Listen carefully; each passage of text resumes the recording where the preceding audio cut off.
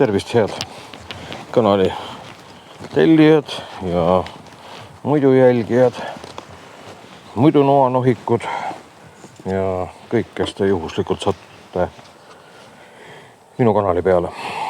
Täna on meil siis juttu ühest sellisest, ma ütleks nii, et äärmiselt esteetilise välimusega noast nagu Benchmade Saddle Mountain Skinner. Et see on puhtalt siukene, ma ütleks nii, et 100% jahimeeste nuga.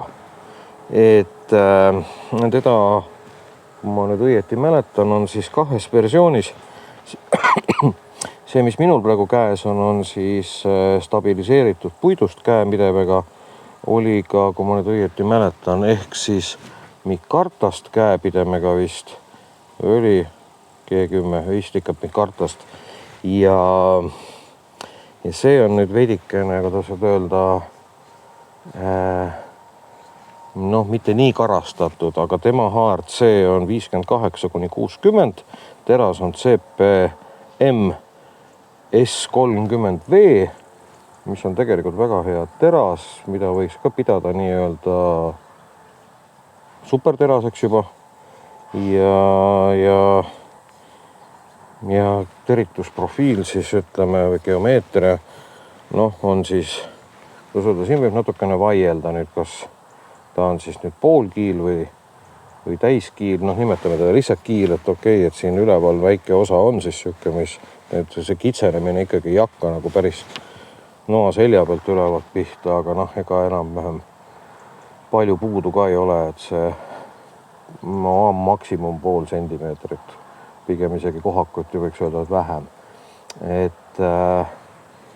Et jah, siukene, ütleme nii, et ta on nüüd hea lõikaja, mis mulle tema juures nii-öelda nagu tegelikult eriti meeldis. Mina ei ole jahimees. Ja ka oli asi, mis mulle tema juures meeldis, siis teda on väga mugav kanda. Sellel versioonil on siis äärmiselt kena nahast tupp, mida näiteks ei saa öelda eelmise generatsiooni Benchmade Bushcrafteri kohta, kus oli originaal nahktupp. Võib-olla võiks öelda, et ta ei näinud halb välja, aga ta oli täielik fiasko. Ta oli täielik lihtsalt läbikukkumine igas mõttes. Aga see on tipp-top, see on esteetiline, siin on näha kvaliteetne töö ja selle noa juures on väga meeldiv see, et teda on tohutult mugav kaasas kanda. Sa ei märkagi, kui ta sul on kaasas. On ta siis on näiteks pükste noataskus, on ta kargotaskus, on ta sul vöö peal, kus iganes sa ta nii-öelda paned kogu aeg, et kas ta on ikka alles või ma kaotasin ta ära. Ja seda põhjustab kaks asja. Üks asi see, et see nuga on ise igatepidi sale. Et ta ei ole siukene ponsaka käepidemega ja midagi siukest nii-öelda rasket, et ta on kerge. Tema kaal on ka ainult, kui ma õieti mäletan või ma parem vaatan, ainult 122 grammi. Et see on tõsiselt kerge nuga. Et kui ma nüüd võtan siia kõrvale, ei tea küll peast kaalu, Fälgniven F1 ja neid nii-öelda käe peal kaalutan. Ma tunnen, et see F1 on vast 1/4 võrra kindlasti raskem, kui ma võtan nüüd F1 Pro. Jah, see võib-olla isegi tundub mulle juba praktiliselt poole raskem. Et selles mõttes tema kaasas kandmine on äärmiselt meeldiv. Ja ta ei märkagi. Ja kui ma nüüd võtan Benchmade Bushcrafteri esimese generatsiooni, siis ütleme, ega neil siin mõõtmete koha pealt üleliia palju vahet ei ole. Et kui ma nüüd vaatan tera seda nii-öelda netopinda, kus see nii-öelda teritus pihta hakkab, siis ma julgeks öelda, ta lõiketera osa on bushcrafteril ehk siis napid 0,5 sentimeetrit ainult rohkem. Aga see ei ole bushcrafti nuga, see on jah toode, mis on nii-öelda jahimeestele mõeldud. Siit ka ilmselt pealt kõik need nii-öelda disaini omapärad, et sa saad siin näppu nii-öelda mõnusalt peal hoida, et fikseerib, et siis nii-öelda saad seal luude kontide ümbert lõigata ja nii edasi. Et mina tema nii-öelda jahinoa väärikuse kohta ei oska mitte midagi öelda. Ma ei ole jahimees, ma ei saa siin nagu oletamisega isegi mitte tegelema hakata. Et mina olen taga liha lõikunud. Suurepärane, no tõesti, nagu toimetab suurepäraselt, et vorsti, leiba, juustu, kõike võtab täitsa super hästi. Puitu võtab hästi ja vot siin ma jõuan nüüd sellesse kohta, mis on minu teema. Et kui ma vaatan nii-öelda bushcrafteri pirgu läbi, siis mis sest, et ta on nii-öelda jahimehele disainitud nuga. Teda põhimõtteliselt saaks kindlasti kasutada nii-öelda matkanoana ja sellise bushcrafti noana. Et kas ta nüüd ütleme, mul isiklikult just päris esimene valik oleks, ütleme, et võib-olla sel juhul küll, kui ma nüüd mõtlen nagu sellise vähe pikema matkamise peale, näiteks sellised matkateel kulgejad, kes hakkavad siis diagonaalis ühte või teistpidi läbi Eestimaa minema ja kes oma seljakotis tahavad kaalu optimeerida, vot siis see on täpselt see nuga, mis tegelikult teile sobib. Ta hoiab väga hästi tera. Tõesti väga hästi, et ei pea nii-öelda seljakoti panema lisakaaluks mingid vahendid, millega nii-öelda teritada teemat, plaati, luisku, mis iganes te saate selle võrra näiteks tahvli šokolaadi hoopis rohkem kaasa võtta, mis annab teile liikumiseks energiat. Aga niisuguse pikama matkajale, jah, sellele kindlasti see nuga täitsa võiks sobida. Kui ma nüüd temaga puu kallal näiteks siin nokitsesin, ütleme, et mul on vaja mingit laadi vaia teha. Ütleme niimoodi, et ta tungib puidu kihtidesse ikkagi kihtide vahelt igal juhul ikka mõnusalt hästi. Nii et selline nokitseda, ütleme, et lähen matkale. Võtan kaasa siin sügismatkale tarbi, nagu päris matkaselid reeglina võtavad, mitte ei lähe telgiga enam sügisel matkama, võtavad tarbi kaasa ja teevad metsast siis vaiad ja mingid roikad ja nii edasi, et siis panevad omal tarbi püsti. Siis see nuga saab väga edukalt hakkama kõikvõimalike selliste nii-öelda puu nokitsemistöödega, et nagu mõnusalt hästi lõikab ka ja lokitada temaga ei ole üldse probleem.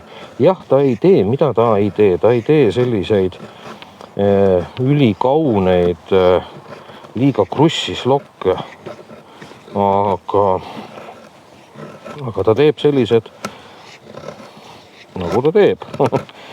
Et nendega saab ka päris kenasti lõket süüdata ja mida on temaga puidu juures hea teha, ta suudab nagu, võiks öelda, puitu nagu fileerida. Et ta täitsa jah, nii-öelda nagu tungib ilusti sinna puidukiudude vahele, ja suudab nii-öelda hästi õhukeselt puidu pealt lõigata. Et selle koha pealt ei ole talle küll mitte midagi ette heita. Et puu kallal nokitsemine on tema puhul, ma ütleks, väga hea.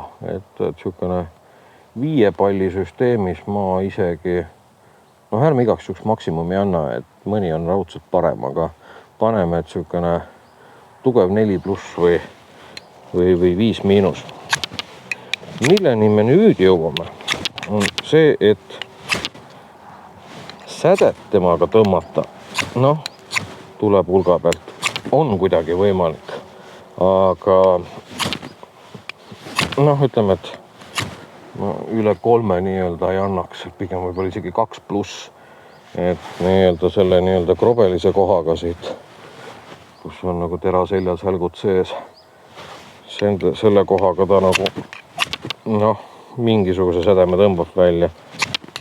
Noh, natukene tõmbab selle siledamaga ka, aga jah, no ütleme nii, et jah, ei anna üle 2+. Et see jah, süükene, see on tema nõrk külg. Et sama asja ma kogesin ka, mis on iseenesest äärmiselt hea nuga, väga hea Benchmade leuku. Et nagu jah. Aga noh, eks siis tuleb lihtsalt kasutada sädeme tõmbamiseks mingit teist instrumenti,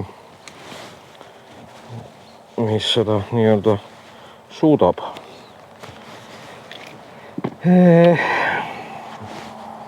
Jah, mis ma ta kohta nüüd ütlen?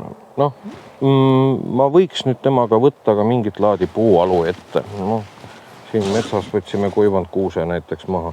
No, ta saab hakkama selle puualust nii-öelda läbitungimisega ja selle nii-öelda puu poolitamisega, paku pisikese sükse diameetriga paku nii-öelda algudeks tegemisega, et ma ei hakka seda siin praegu demonstreerima, aga ta ei ole selle jaoks, ta ei ole see nuga, et ta on jahinuga eeskätt.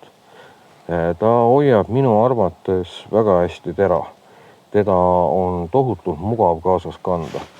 Kui sa ei ole nüüd jahimees, aga sulle see nuga meeldib, siis sa võid tõesti vabalt kaaluda tema ostmist, näiteks kui sinu hobi on matkamine, kui sinu hobi on bushcraft, et siis noh, täpselt, ta on kerge kaasas tassida, ta on selle koha pealt kohe väga hea, ta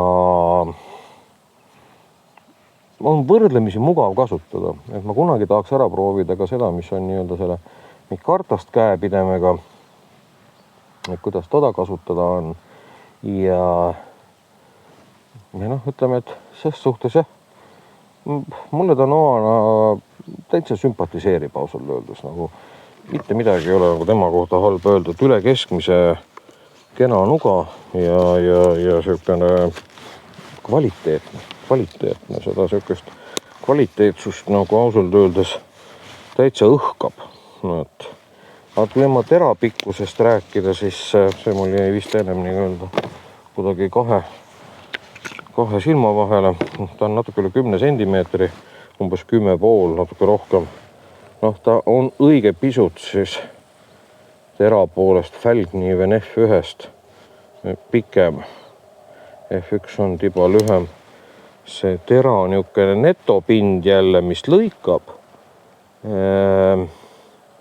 See on küll ausalt öeldes praegu minu üllatuseks 4-5 millimeetrit ainult on Feldkniven lühem. Äkki see F1 oli 9,97 millimeetrit. Ja see, noh, siin nii-öelda tark tahvel väidab, et 10,67 sentimeetrit.